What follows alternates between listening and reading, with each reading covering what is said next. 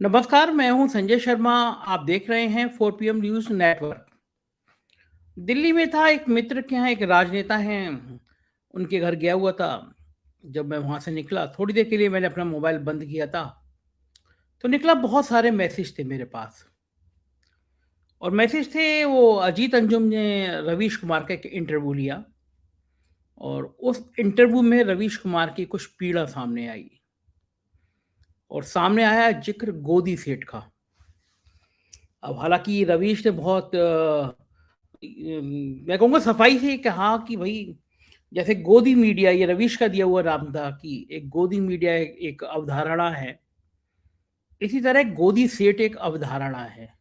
एक आंकड़ा मैं आपको देना चाहता हूं जिससे आपको सब बात समझ आ जाएगी। हिंदुस्तान के 100 सबसे अमीर लोगों के पास उतना ही धन है जितना हिंदुस्तान के 55 करोड़ लोगों के हाथ में। हिंदुस्तान का आधा धन सिर्फ 100 लोगों के पास है और इन 100 लोगों के लिए हिंदुस्तान चलाया जाता है। उनमें से 4-5 ऐसे लोग हैं जिनको आज आप हिंदुस्तान के महाराजा कह सकते हो, राजा कह सकते हो। पूरी की पूरी सरकार, पूरा मीडिया, सारे ब्यूरोक्रेट इनके इशारे से काम करते हैं। जो ये कहते हैं वो नरेंद्र मोदी हिंदुस्तान के प्रधानमंत्री करते हैं। इन्होंने कहा कि जो छोटे व्यापारी हैं, जो मिडिल साइज व्यापारी हैं, उनको खत्म करना है और नरेंद्र मोदी जी ने एक के बाद एक निर्णय लेने शुरू कर दिए। नोटबंदी, गलत जीएसटी। भाइयों और बहनों, ये पॉलिसी नहीं है, ये हथियार है। ये हिंदुस्तान के छोटे व्यापारियों को, मिडिल साइज बिजनेस चलाने वालों को, ये दुकानदारों को खत्म करने का हथियार है।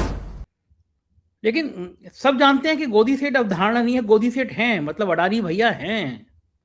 तो वो सीधा कटाक्ष होता वो अडानी भैया पे था। और अडानी भैया पे गोदी सेठ का एक नया नाम पूरे देश में हलचल पैदा कर गया। कुछ ही दिन पहले रवीश ने एक वीडियो बनाया था कि गोदी सेठ के नाम एक संदेश, राष्ट्र के नाम संदेश होता था, मन की बात होती थी, लेकिन गोदी सेठ के नाम एक संदेश। बहुत शानदार बात की थी रवीश कुमार ने उसमें। तो रवीश कुमार ने बताया था कि आज़ादी के दौर में किस तरह देश के उद्योगपति देश के लिए सर्वस्व अर्पण करते थे, कभी उद्योगों की चिंता नहीं करते थे, लोकतंत्र को बचाने की लड़ाई लड़ते थे। और रवीश ने बताया कि उसी वीडियो में बताया कि किस तरह अब गोदी सेठ आ गए हैं। उनको लगता है कि उनके राज के आगे कोई आवाज ना उठे। तो जब वो गोदी सेठ एक नाम चलन में आया, रवीश ने कहा, और ऐसा बहुत कम देखा गया है कि रवीश ने बोला और उसके कुछ ही समय बाद, कुछ ही दिन बाद उसको करीब 32 लाख लोग देख चुके। यूट्यूब पे 32 लाख एक बहुत बड़ी फिगर होती है। और रवीश के वीडियो को, रवीश के यूट्यूब को हालांकि पहले बना दिया था, लेकिन कंटिन्यूएशन में उनको करने में जब उन्होंने पहला, दूसरा, तीसरा वीडियो डाला तो 30 लाख से ज़्यादा लोग उसको सब्सक्राइब कर दिए। ये भी रवीश की पॉपुलैरिटी है, रवीश की लोकप्रियता है। तो उस समय रवीश ने संदेश दिया कि मैं इस समय थोड़ा एकांत चाहता हूँ, लोग मुझे व्हाट्सएप ना करें, फ़ोन ना करें। मैं भी बात करना चाह रहा था, लेकिन मुझे लगा कि ये बहुत पीड़ा वाली बात है। और पिछले महीने दिल्ली आया था, रवीश से मिला, रवीश से बहुत सारी बातें की और मैंने समझने की कोशिश करी कि रवीश है क्या? रवीश रवीश जो चेहरे पे टीवी पे दिखते हैं, जो चेहरा टीवी पे दिखता है, उसके पीछे का रवीश क्या है? और जब देश एक व्यक्ति के पीछे खड़े होता है, तो उस व्यक्ति की सोच क्या होती है? तो मैंने रवीश से बातें करके मैंने कुछ बहुत रवीश के अनछुए, ज़िंदगी के मैं कहूँगा जो अनछुए पहलू हैं, उनको जानने की कोशिश करी। तब लगा कि कितनी पीड़ा भोगी है रवीश ने। एक एक देखिए, आप जब ब्रांडिंग पे एक उच्चतम स्तर पे आ जाते हैं, आप खुद ब्रांड हो जाते हैं, तो उसकी एक बहुत बड़ी कीमत भी देनी पड़ती है। तो रवीश ने दी, अपने परिवार के लिए दी, खुद के लिए दी। रवीश एक कोविड के हल के बाद में इस इंटरव्यू में उन्होंने कहा कि कोविड कॉल के बाद में वो एक तरह से लगभग उन्होंने अपनी ज़िंदगी अपने काम को बना ली थी। सोसाइटी के बाहर बहुत कम मूव करते थे और दिल्ली में एक जब मुझे मिले, हम लोगों ने रात में खाना खाया था साथ में, तो उस जगह उन्होंने कहा कि पहले तो मैं कहीं आता-जाता ही नहीं था। लेकिन पिछले 1 साल से मैंने आना-जाना, लोगों से थोड़ा मिलना शुरू किया। और वो आते-जाते इसलिए नहीं कि रवीश के अंदर कोई बहुत अहंकार है, आप रवीश से मिलेंगे तो आप मुरीद हो जाएँगे, कि इतना डाउन टू अर्थ आदमी, इतना ज़मीन से जुड़ा हुआ व्यक्ति है ये शख्स। लेकिन वो काम की दीवानगी इतनी थी रवीश की कि सुबह उठने से लेकर रात के सोने तक रवीश की ज़िंदगी में कुछ काम था। मतलब लगातार वो काम करते रहते थे, काम के अलावा सोचते नहीं थे कब प्राइम टाइम जाना है। और सुबह से रवीश की ज़िंदगी प्राइम टाइम में शुरू हो जाती थी। इस इंटरव्यू में 2-3 बातें बहुत खास कही हैं। रवीश ने कहा है कि लोकतंत्र में बड़ी-बड़ी काली मर्सिडीज़ गाड़ी और में चलने वाले लोग किस तरह लोकतंत्र की हत्या कर रहे हैं, ये जनता को पता होना चाहिए। मतलब गोदी सेठ किस तरह आपकी ज़िंदगी में आ रहा है, ये बात जनता को पता होनी चाहिए कि गोदी सेठ जब आपकी ज़िंदगी में आएगा, तो वो क्या-क्या हाल करेगा। और मेरे बम्बई के एक मित्र हैं, बहुत ज़्यादा एक्टिव हैं और अडानी जी के कुछ करीबी लोगों से उनकी मित्रता है।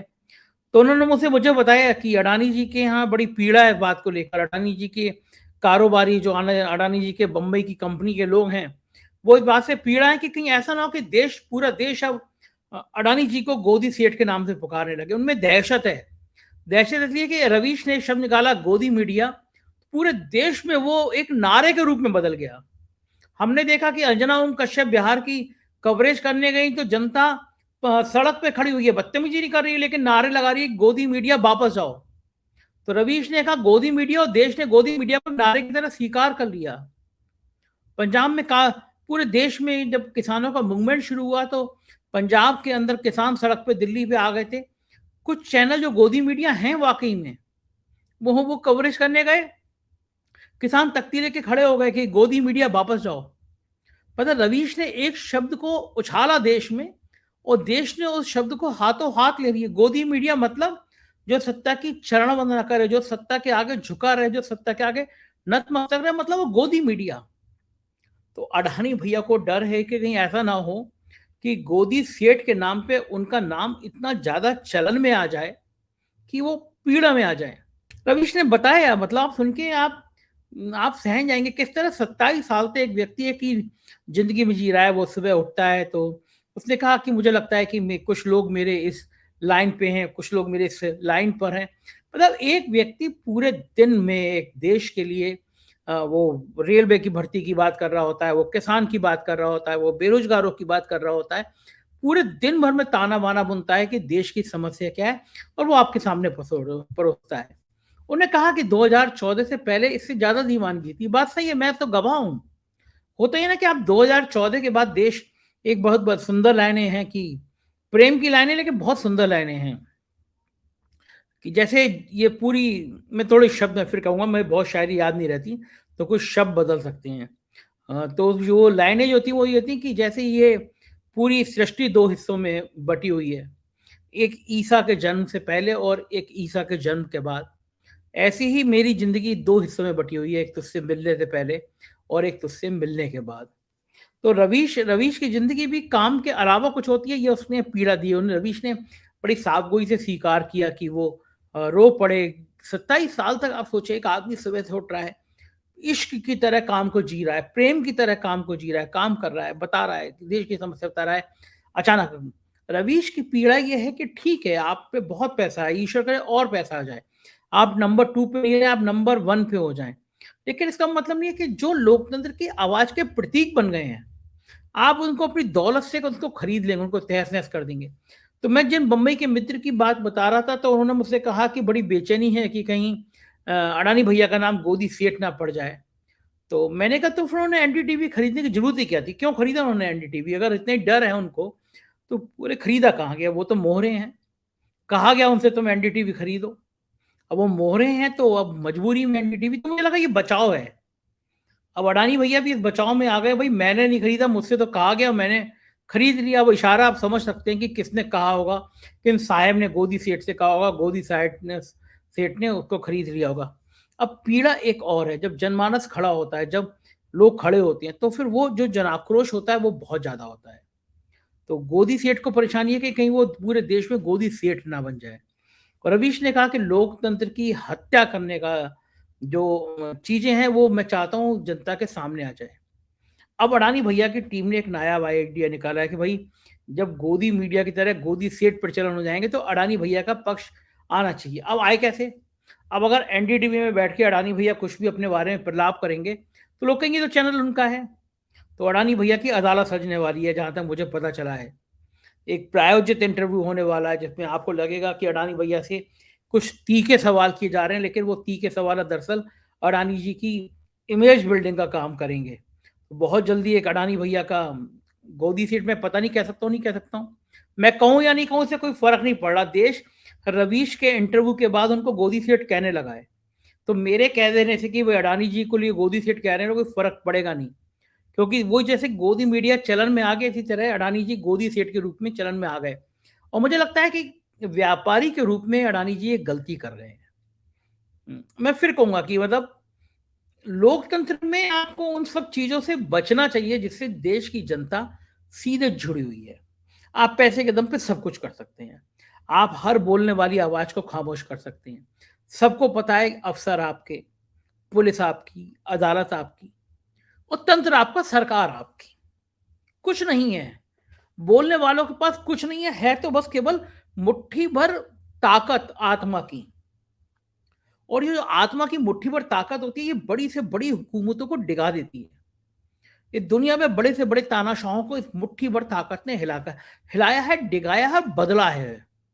तो ये जो मुट्ठी भर ताकत है ना, ये सब नहीं खरीदी जा सकती। आप पूरी सल्तनत खरीद सकते हैं, हवा खरीद सकते, हवा तो नहीं खरीद पाएंगे, लेकिन आप सोच सकते हैं आप हवा खरीदेंगे, बादल खरीदेंगे, आसमान खरीदेंगे, क्या क्या खरीदेंगे और किसके लिए खरीदेंगे, किस किस चीज के लिए खरीदेंगे। ये दौर ऐसा आ गया है। अभी अभी 2 घंटे पहले एक वीडियो आया, महिला डांस कर रही है, गिरी और मर गई। कोरोना काल में दिखाया था कि अंबानी से लेकर अडानी तक लेकर मुझसे लेकर आप तक लेके सारा पैसा धरा का धरा रह जा रहा था। एक सिलेंडर नहीं मिल पा रहा था, कुछ सांसें नहीं मिल पा रही। तो किसके लिए कर रहे हैं, किस किस किस जुनून में, किस ताकत के लिए कर रहे हैं। आप दुनिया के नंबर 2 हो जाएंगे, नंबर 1 हो जाएंगे, क्या करेंगे फिर? प्यार से आप क्या, प्यार से सब कुछ जी सकते हैं। दौलत से, ताकत से आप डरा सकते हैं लोगों को, दिल नहीं जी सकते। रवीश ने दिल जीता है। रवीश देश की धड़कनों में बसा है। इस मुल्क की बहुत बड़ी आबादी के दिल में रवीश बस गया है। अब ये गोदी सेठ के नारे से इतना डर गए हैं, मीडिया मैनेज कर रहे हैं, अखबारों चैनलों के इंटरव्यू मैनेज कर रहे हैं, अमेरिका के कुछ, न्यूयॉर्क टाइम्स के कुछ छपे अखबारों से बेचैन हैं, बड़े बड़े अखबारों में प्रायोजित इंटरव्यू देने की तैयारी चल रही है। तो गोदी सेठ को कोई परेशान कर सकता है देश में, तो उसका नाम रवीश कुमार है। गोदी सेठ की रात को नींद कोई उड़ा सकता है, तो उसका नाम रवीश कुमार है। दावा कर रहा हूं, सपना जरूर आता होगा गोदी सेठ को, नींद तो नहीं आती होगी। दुनिया के किसी तानाशाह को नींद नहीं आई है, और किसी तानाशाह के कारिंदे को भी नींद नहीं आई है। ईश्वर करे सद्बुद्धि आए। मैं गोदी सेठ की जगह होता तो रवीश के घर जाता और रवीश से कहता कि ये मैंने चैनल लिया है, लेकिन तुम्हें तुम्हारी आजादी के साथ मैं तुम्हें आमंत्रित करने आया हूं। तुम इस चैनल पे मेरे खिलाफ भी बोलना चाहो तो बोलो। प्राइम टाइम जिस तरह चलता था उसी तरह चलना चाहिए।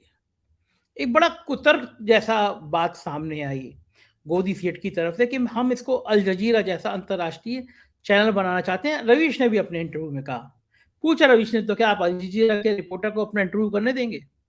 अरे भाई, आपको एक अल जजीरा जैसा चैनल बनाना है तो एक आपको चैनल खरीद लेते ना आप, नया खड़ा कर लेते। क्यों भी खरीदते हैं टीवी को, नया चैनल बनाते, उसको अल जजीरा से बेहतर बना देते। दौलत बहुत है आपके पास, पैसा बहुत है, लेकिन किस किस की जबान आप बंद करेंगे? एक रवीश, जब आप जबान बंद करते हैं तो 1000 रवीश, लाख रवीश, करोड़ रवीश पैदा हो जाते हैं।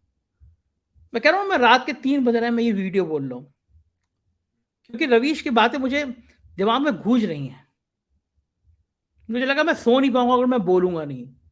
मेरे जैसे लाखों करोड़ों रवीश आपने पैदा कर दिए, एक गोदी सेठ ने पैदा कर दिए। मुझे नहीं पता कि देश अब गोदी सेठ को कैसे प्यार से, सम्मान से गोदी सेठ बुलाएगा या नहीं बुलाएगा। एयरपोर्ट पर जब आप जाएंगे, आपके टैक्सी के 3 गुना पैसे लिए जाएंगे, तब आपको गोदी सेठ की याद आएगी, नहीं आएगी? एयरपोर्ट पर बाहर लगे हुए होर्डिंग, जिनको 20 गुना दामों पे सरकारों को बेचा जा रहा है, वो जब देखेंगे तो आपको गोदी सेठ याद आएंगे या नहीं आएंगे? आप जब हिमाचल के सेब पर एक छोटी सी चिट गोदी सेठ की लगी देखेंगे, तो पता नहीं आपको गोदी सेठ आएंगे, याद नहीं आएंगे? छोटे छोटे सीवरेज प्लांट से लेकर बड़ी बड़ी परियोजनाओं को आप जब प्रायोजित तरीके से बिकते हुए, ठेकेदारी करते हुए देखेंगे, तो पता नहीं गोदी सेठ आपको याद आएंगे, नहीं आएंगे। लेकिन जब आप रात को 8 बजे, साढ़े 8 बजे, 9 बजे बैठे होंगे, तो याद ज़रूर आएगा कि एक शख्स आपको दिन भर की परेशानियाँ, बेरोज़गारों की परेशानियाँ, महँगाई की परेशानियाँ, आपकी ज़िंदगी की परेशानियाँ, इन सब पे बात करता था। लेकिन गोदी सेठ की दौलत ने फ़िलहाल इस बड़े चैनल पर उसकी बात को, उसकी आवाज़ को बंद कर दिया। लेकिन रवीश की आवाज़ बहुत तेज़ी से, बुलंदी से इस देश में गूंज रही है। देखना यह है कि गोदी मीडिया और गोदी सेठ एक साथ मिलके रवीश का मुकाबला करेंगे या नहीं करेंगे। जो अदालत सज रही है गोदी मीडिया के लिए जय जयकार करने के लिए और गोदी सेठ के लिए अपनी सफाई देने के लिए, उस अदालत का कितना वेलकम होगा? क्या सवाल पूछे जाएंगे? क्या प्रायोजित सवाल पूछे जाएंगे या फिर पूछा जाएगा तो मैं एनडीटीवी खरीदने की हिम्मत कैसी हुई गोदी सेठ? हमें भी इंतजार रहेगा। देखते रहिए 4 PM। Thank you.